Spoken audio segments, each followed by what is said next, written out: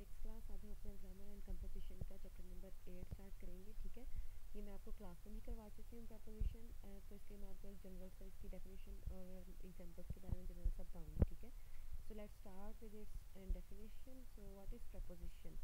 Preposition is a word which joins a noun or a pronoun to another word in the sentence.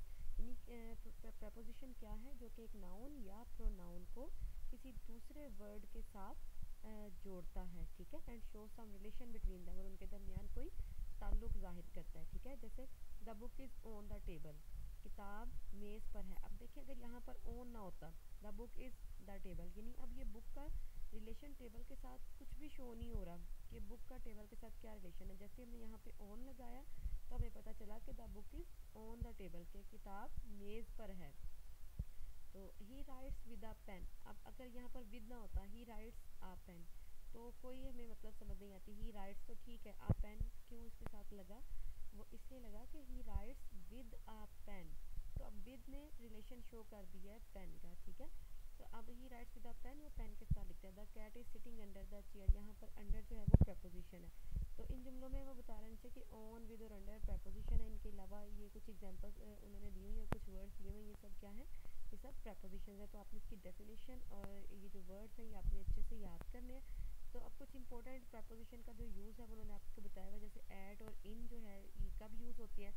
Add जो है किसी specific यानी time के लिए इस्तेमाल होता है, और इन जो है वो लॉन्ग पीरियड ऑफ टाइम के लिए इस्तेमाल होता है। फॉर एग्जांपल यहाँ पे देखें, जब आप टाइम के लिए यूज़ करते हैं, she gets up at 7 o'clock, exact time है। ठीक है, तो इसलिए हमने ऐट का वर्ड यूज़ किया कि वो 7 बजे उठती है। तो दे विल कम इन जुलाई, वो जुलाई में आएंगे। अब जुलाई में कितने डेज़ हैं हमें नहीं पता कि एग्जैक्ट वो जुलाई में कब आएंगे, इसलिए हमने जुलाई के साथ इन लगाया। इसी तरह प्लेस में जो है जिस जगह के बारे में, किसी स्पेसिफिक जगह के बारे में। ठीक है, जैसे हम अपने लिए तो श्योर होते हैं ना, कि जैसे ये एग्जाम्पल नंबर 1 में देखें, आई लिव एट शाहकोट, अपने बारे में तो हम एग्जैक्ट हैं कि हम एग्जैक्ट शाहकोट में कहाँ रहते हैं। ठीक है, तो हमने ऐट का वर्ड यूज़ किया। ही लिव्स इन लाहौर, अब वो लाहौर इतना बड़ा है, वो पता नहीं लाहौर के किस एरिया में रहता है, तो इसके लिए हम लोगों ने इन का वर्ड यूज़ किया है। ठीक है, यहाँ पर अब सेकेंड जो प्रपोजिशन है, इन कहाँ यूज़ होता है और इनटू कहाँ यूज़ होता है। ये देखें, इन जो है वो किसी साकिन चीज़ के लिए जो हरकत नहीं कर सकती खुद, ठीक है, उसके लिए इन यूज़ होता है, और इनटू जो है वो किसी हरकत करती हुई चीज़ के लिए इस्तेमाल होता है। एग्जाम्पल देखें, the chair is in the room, chair जो है वो रूम में। अब देखें, चेयर साकिन है ना, चेयर जो है वो खुद मूव नहीं कर सकती। ठीक है, इसलिए चेयर के लिए हमने इन लगाया कि कुर्सी कमरे में है। She went into the room, अब शी कोई लड़की है। ठीक है, लड़की के लिए यूज़ होता है ना ये प्रोनाउन शी का, तो she went into the room, वो कमरे के अंदर गई। तो अब शी जो है वो आपको पता है ह्यूमन बीइंग है, वो खुद चल के जा सकती है। ठीक है, हरकत कर सकती है, मूव कर सकती है, इसलिए शी के साथ हमने इनटू लगाया। बिटवीन एंड अमंग का भी यूज़ होते हैं। ठीक है, ये भी दोनों प्रपोजिशनल वर्ड हैं। बिटवीन और अमंग दोनों के मायने दरमियान के हैं, मगर बिटवीन दो चीज़ों या दो पर्सनस के दरमियान के लिए, और अमंग दो से ज़्यादा चीज़ों या दो से ज़्यादा जब आपने पर्सनस के दरमियान कोई बात बतानी होती है तो फिर हम अमंग यूज़ करते हैं। इसकी भी एग्जांपल देखें, I sit between Amjad and Riyaz, मैं अमजद और रियाज के दरमियान बैठता हूँ। देखें, यहाँ पे दो लोगों का जिक्र किया, जस्ट अमजद एंड रियाज। ठीक है, इसलिए हमने बिटवीन वाली प्रपोजिशन यूज़ की। She lives among poor people, वो गरीब लोगों के दरमियान रहती है। अब गरीब लोग ज़्यादा हैं, ठीक है, इसलिए हमने बिटवीन का वर्ड यूज़ नहीं किया बल्कि अमंग का वर्ड यूज़ किया। ठीक है, तो यहाँ तक अभी आपने इसको रिवाइज करना है विद एग्जाम्पल अच्छे से। ठीक है जी सिक्स क्लास।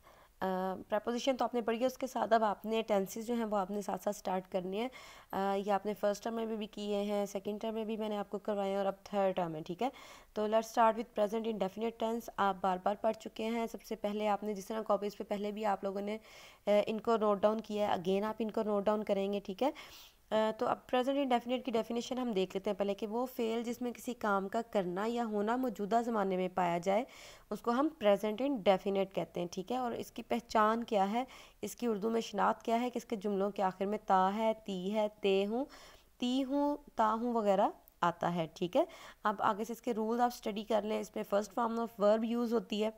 ठीक है, डू और does as helping verb use होते हैं। डज जो है वो in case of third person आता है, यानी ही शी इट के साथ डज आता है, और आई वी दे यू के साथ डू आता है। ठीक है, यानी प्लूरल नाउन्स के साथ। फिर एस और ई एस का हम इजाफा करते हैं सिंगुलर नाउन्स के साथ, यानी ही शी इट जो है इनमें हम क्या करते हैं, एस या ई एस का इजाफा करते हैं फर्स्ट फॉर्म ऑफ वर्ब में, और ई एस का इजाफा हम करते हैं ऐसे वर्ड्स के साथ जिनके लास्ट पर C H, S, double S, S H O या एक्स आता है, ठीक है। अब इसकी अफर्मेटिव सेंटेंस का अगर आप सीक्वेंस देखें तो पहले हम सब्जेक्ट, फिर फर्स्ट फॉर्म ऑफ वर्ब, फिर एस या ई एस का इजाफा करते हैं, फिर ऑब्जेक्ट। लाइक इसकी आप एग्जांपल देखें, वो हॉकी खेलता है, ही प्लेज हॉकी। ता है आया था ना लास्ट पे, तो आपको पता चल गया कि ये प्रेजेंट इंडेफिनिट का टेंस है, ठीक है। तो आपने क्या किया, आपने first form of verb use की with the addition of S or ES. अब प्ले था इसलिए इसके साथ एस का हम एडिशन करेंगे, हमने प्लेज लगाया। तो पहले आ जाएगा सब्जेक्ट। अब वो हॉकी खेलता है ना, यानी अब इसमें काम कौन कर रहा है, वो, तो वो सब्जेक्ट है आपका, ठीक है। और उसके बाद खेलता है, ये आपका जो है वो वर्ब है, इसके लिए प्लेज आ गया, और ऑब्जेक्ट आपका आ गया लास्ट पे, दैट इज़ हॉकी। अब अगर आपने नेगेटिव सेंटेंस बनाने हैं इसके, तो इसमें क्या होगा कि हम लोग डू नॉट और डज नॉट का इस्तेमाल करेंगे, ठीक है। और क्योंकि देखें यहाँ पर डज जो है उसके साथ डू के साथ आप ऑलरेडी यस लगा के इसको डज बना लेते हैं, तो यहाँ पे वर्ब की सिर्फ फर्स्ट फॉर्म ऑफ वर्ब ही आप लोग यूज़ करेंगे, यानी आप कोई एस या यस का इजाफा जो है वो नहीं करेंगे, ठीक है। अब इसकी एग्जाम्पल देखें, मैं झूठ नहीं बोलता हूँ, ताहूँ है लास्ट पे, इट मीन्स ये प्रेजेंट इंडेफिनेट है, ठीक है। सब्जेक्ट आ जाएगा स्टार्ट पे, सब्जेक्ट क्या कौन है, मैं, इसलिए आई, ठीक है। उसके बाद डू नॉट या डस नॉट यूज़ करना था हमने, तो आई के साथ आपको पता है कि हम लोग डू का वर्ड यूज़ करते हैं, ठीक है। तो आई डू नॉट। उसके बाद वर्ब की फर्स्ट फॉर्म ऑफ वर्ब बोलना है, बोलना मीन्स टेल, यानी झूठ के लिए तो आप टेल का वर्ड यूज़ करते हैं, ठीक है। और लास्ट पे जो ऑब्जेक्ट आपका आ जाएगा वो है झूठ, यानी a lie, I do not tell a lie. और इंट्रोगेटिव जब आपने बनाना है तो डू डज जो है वो स्टार्ट पे आ जाएगा, देन सब्जेक्ट, फिर वर्ब की फर्स्ट फॉर्म, और फिर ऑब्जेक्ट।